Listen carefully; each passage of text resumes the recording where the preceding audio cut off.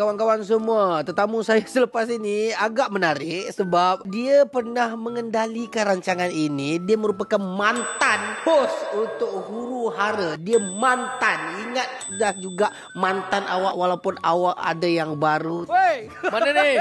wey, Mana ni? Mana ni? Aduh. aduh. Susah. Tebal. Dah lama tak keluar tu. Jap, sihat, Jap. Alhamdulillah sihat. Alhamdulillah. Dulu kau pernah interview aku dalam rancangan yang sama, Jak. Itulah, aku rasa aku macam pernah datang. Macam biasa sangat dengan tempat ni. Rindu Huru Hara. Alhamdulillah, rindu juga sebenarnya. Aku sebenarnya tiba-tiba je aku tengok diorang kata Ajak datang interview Lord. Bayar tak? datang Itu interview ni. aku cakap kenapa bukan aku yang interview? Oh maaf, kita dah tukar pengacara. Tapi masa tu aku cover lah. Memang meleleh tapi aku cover. Aku cakap dia, okey boleh saya datang. Jak, sedih saya. Sedih. Okey. Jak, kau juga pernah menyanyi, Jak. Oi, baik. Oi, aku ada 2 single. Alhamdulillah tak meletup. Alhamdulillah.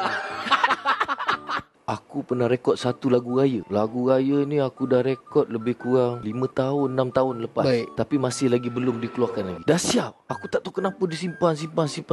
Kau tahu siapa? Siapa? Datuk M. Nasir. La ilaha illallah. Ya. Dia panggil aku datang dulu Cik Mas kan. Okey. Aku rekod lagu raya tu. Aku cakap, kenapa Datuk panggil saya nyanyi lagu ni? Entah, aku tengok kau nyanyi kat Instagram.